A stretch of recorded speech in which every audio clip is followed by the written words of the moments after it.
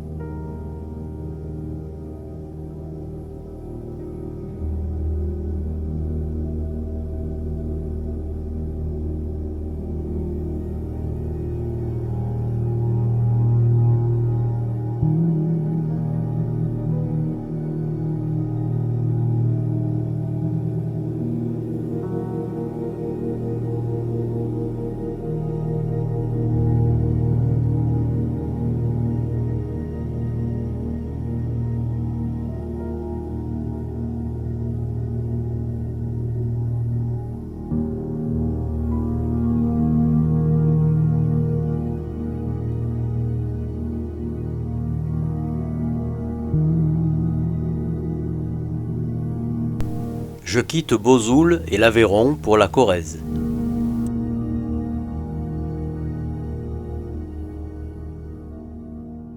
Me voici à Tarnac, 344 habitants, où je vais passer 3 nuits. Je profite d'un étang situé derrière le gîte pour une petite balade matinale. Un peu frisqué quand même, 7-8 degrés.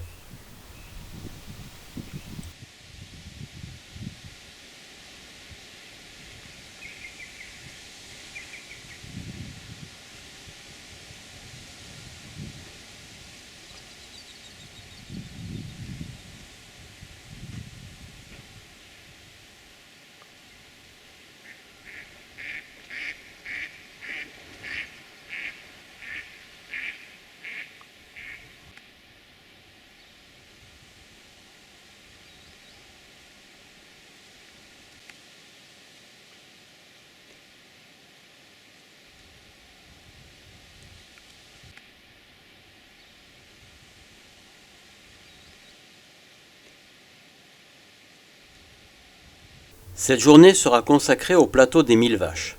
Ah, inutile de compter, il n'y en a pas 1000.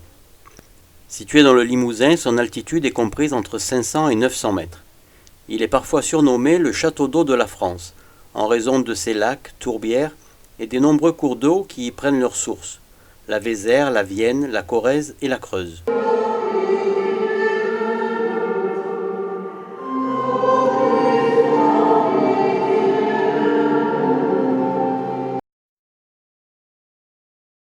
Dans les tourbières, l'eau permanente, le froid, l'acidité et le manque d'oxygène freinent le travail des décomposeurs, bactéries, moisissures, etc.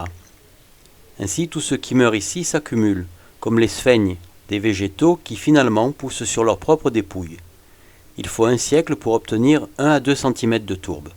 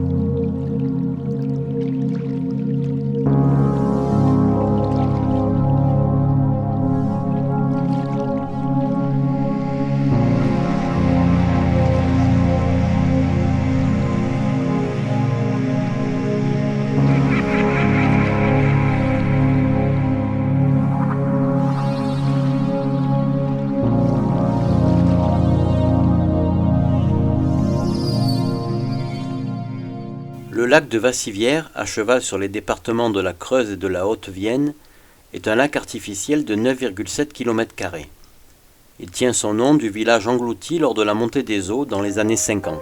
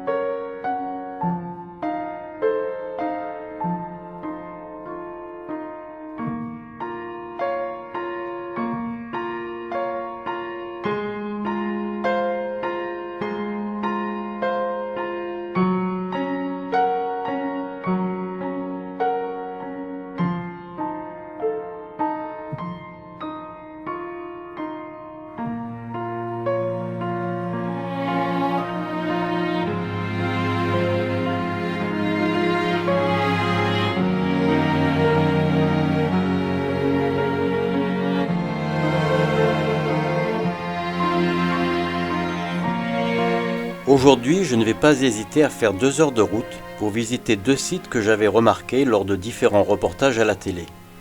Collonges-la-Rouge et les Tours de Merle, toujours en Corrèze.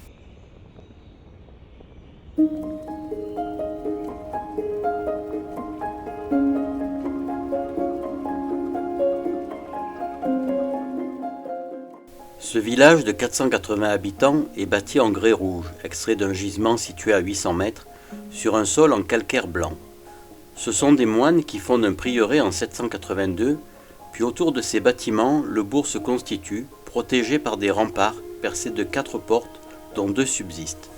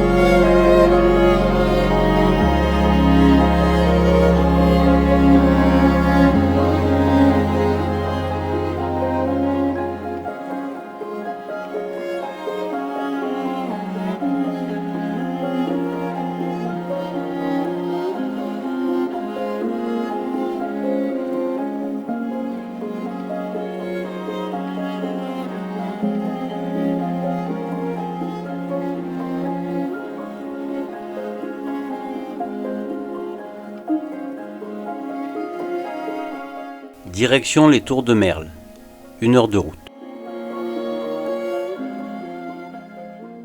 Au cœur d'un paysage de collines et de forêts, situé au sud-est de la Corrèze, entre la vallée de la Dordogne et les monts du Cantal, se trouve cette imposante place fortifiée des XIIe et XVIe siècles.